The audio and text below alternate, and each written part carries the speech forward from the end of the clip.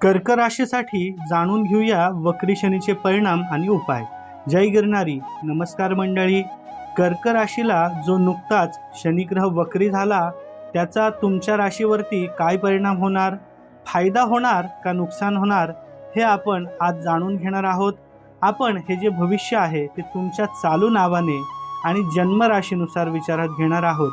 पूर्ण कुंडली आपण यामध्ये पाहत नसल्याने यातील सर्वच गोष्टी तंतोतंत बरोबरच असतील असे अजिबात नाही। ग्रह वक्री होणं म्हणजे नक्की काय हे सर्वात पहिले आपल्याला समजले पाहिजे। सूर्यमालेतील प्रत्येक ग्रह हा सूर्याभोवती फिरत असतो, भ्रमण करत असतो आणि हे फिरत असताना त्या ग्रहाची गती कमी होते आणि हा ग्रह मागे पडतो। त्यामुळे तो ग्रह मागे गेल्याचं आपल्याला भासतं। तसं पाहिलं तर ग्रह मागे न जाता त्याची फक्त गती मंदावते, यालाच ग्रह वक्री होणं असं म्हणतात। शनी ग्रह एका राशीमध्ये 2.5 वर्ष असतो आणि हा शनी ग्रह आता 29 जून 2024 पासून ते 15 नोव्हेंबर 2024 पर्यंत अगदी त्रिपुरारी पौर्णिमेपर्यंत वक्री होणार आहे। हा कालावधी 138 दिवसांचा आहे। अशुभ ग्रह वक्री झाल्यावर त्याचे अशुभ परिणाम देखील आपल्याला मिळत असतात। सध्या शनी ग्रह कुंभ राशीमध्ये आहे, तो आता मकर राशीमध्ये जाणार आहे। तुमच्या कर्क राशीला हा शनी 8वा होता, म्हणजे तुम्हाला पनोती देखील सुरू आहे। लहान साडेसाती असंही याला आपल्याला म्हणता येईल। तर ही पनोती तसं पाहिलं तर 29 मार्च 2025 पर्यंत शनी बदलापर्यंत राहणार आहे। आता हा जो शनी आहे तुमच्या राशीला 7वा होणार आहे। शनी ग्रह वक्री झाल्यामुळं 7व्या आणि 8व्या घराची फळं तो आपल्याला देताना दिसेल। कुंडलीतील 8वं घर हे वाईट परिणाम देणारं, अडचणी देणारं ओळखलं जातं। मानसिक ताणतणाव देणारं, कामामध्ये विलंब करणारं आणि आर्थिक नुकसान देखील हा शनी यावेळी देत असतो। त्यामुळं या काळात सांभाळून निर्णय घ्यायचे असतात। परंतु आता हा शनी 7वा होत असल्याने शनी ज्या स्थानात असतो त्या स्थानाचा प्रभाव तो वाढवतो आणि त्या स्थानात शुभ आपल्याला परिणाम देत असतो। त्यात काम करण्याची इच्छा आपली जागृत करत असतो। जर आपण नोकरी करत असाल तर तुम्हाला काहीतरी छोटा मोठा व्यवसाय करण्याची इच्छा या काळात निर्माण होईल किंवा अशी संधी तुम्हाला या 138 दिवसांमध्ये मिळेल। काहीतरी व्यवसाय करून तुमच्या उत्पन्नात वाढ या काळामध्ये होताना दिसेल। काहींना कोणत्या ना कोणत्या कारणाने भागीदारीत व्यवसाय करण्याची संधी मिळेल, त्यात तुमच्या पत्नीचं देखील चांगलं सहकार्य तुम्हाला मिळेल। विवाह इच्छुक तरुणांचे विवाह या काळामध्ये जमताना दिसतील, त्यांची बोलणी यशस्वी होईल। जी मंडळी काहीतरी सल्लागार म्हणून काम करत असतील तर त्यांचा व्यवसाय या काळामध्ये मोठ्या प्रमाणात त्यांना फायदा करून देईल। काहीतरी अधिकार वाढतील। जर मूळ कुंडलीतील शनी अशुभ असेल तर जोडीदाराशी कोणतेही मतभेद, दुरावा होणार नाही, दुरावा येणार नाही याची आपल्याला काळजी घ्यायची आहे। मात्र तुम्हाला छोट्या छोट्या गोष्टींवरून वाद होणार नाही हे देखील पाहावे लागणार आहे। जोडीदाराच्या आरोग्याकडे आपल्याला लक्ष द्यायचं आहे। जोडीदाराच्या आरोग्याची काळजी आपल्याला या काळामध्ये घ्यायची आहे। या काळात पत्नीचे आरोग्य सांभाळा, आजारपण वाढू शकते, त्यामुळं त्यांची योग्य प्रमाणात काळजी घ्या। हा शनी वक्री होणार आहे, तसेच पनोती देखील सुरू आहे, त्यामुळं वैयक्तिक आपलं आरोग्यसुद्धा जपावं लागणार आहे। मानसिक टेन्शन टाळायचं आहे, शांत राहायचं आहे, चिडचिड अजिबात करायची नाही। यासाठी योग, व्यायाम, मेडिटेशन, मंत्रजप, स्तोत्रवाचन, खाण्यापिण्याचे पथ्य आपल्याला पाळायचे आहेत। म्हणजे ह्या वक्री शनीचा आणि पनोतीचा आपल्याला त्रास मुळीच होणार नाही। कोणतीही नवीन गोष्ट सुरू करण्यापूर्वी 4 वेळा विचार करा, त्यातून फायदा होणार आहे का हे तपासा। त्यासाठी योग्य व्यक्तींचा सल्ला घ्या आणि मग शांततेत निर्णय घ्या।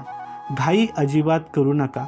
या शनीची पहिली दृष्टी कर्मस्थानावर असणार आहे, त्यामुळं आपण करत असलेल्या नोकरी किंवा व्यवसायामध्ये आपल्या कामाची जबाबदारी दुसऱ्या कोणावरती अजिबात टाकू नका, नाहीतर तुमचं काम बिघडेल. कामामध्ये विलंब किंवा हलगर्जीपणा करू नका. हे जर केले नाही तर कामामध्ये नुकसान होईल. आळस करू नका.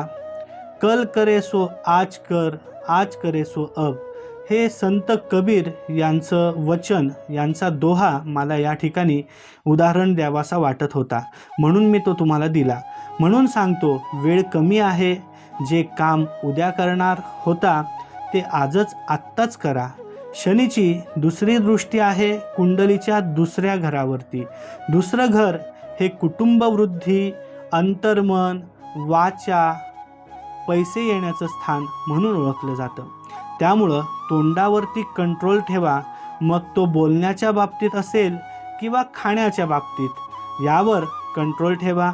कमी बोला आणि कमी देखील खा. आरोग्य सांभाळा.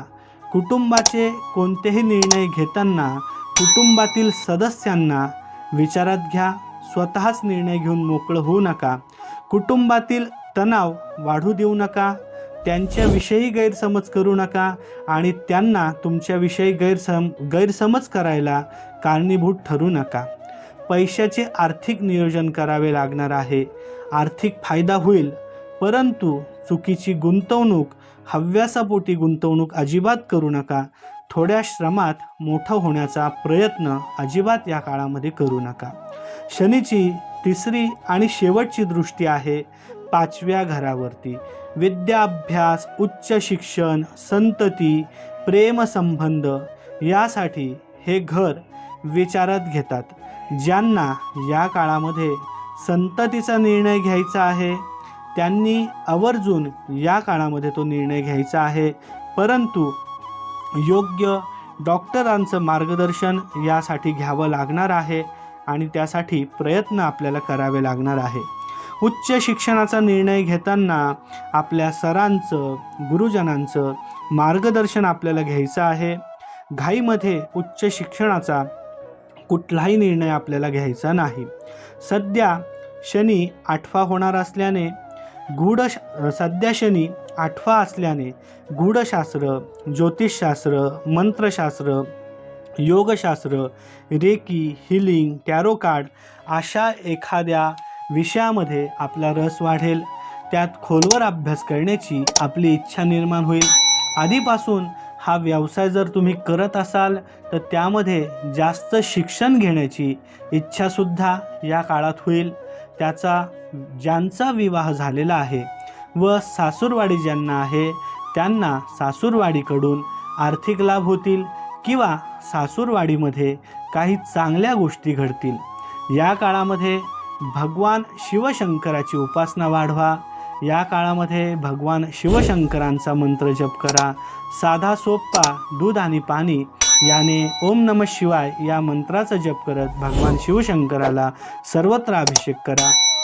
शिवलीलामृताचा 11वा अध्याय दररोज एकदा वाचन करा. तासा आणि सोप्पा ओम नमः शिवाय या मंत्राचा जप आपण नित्यनियमाने करा. अशी होती ही शनी वक्री झाल्याची कर्क राशीची संपूर्ण माहिती. जर ही माहिती तुम्हाला आवडली असेल तर निश्चित लाईक करा, चॅनलला सबस्क्राईब करा आणि माहिती आवडल्यास इतरांना पाठवा. धन्यवाद.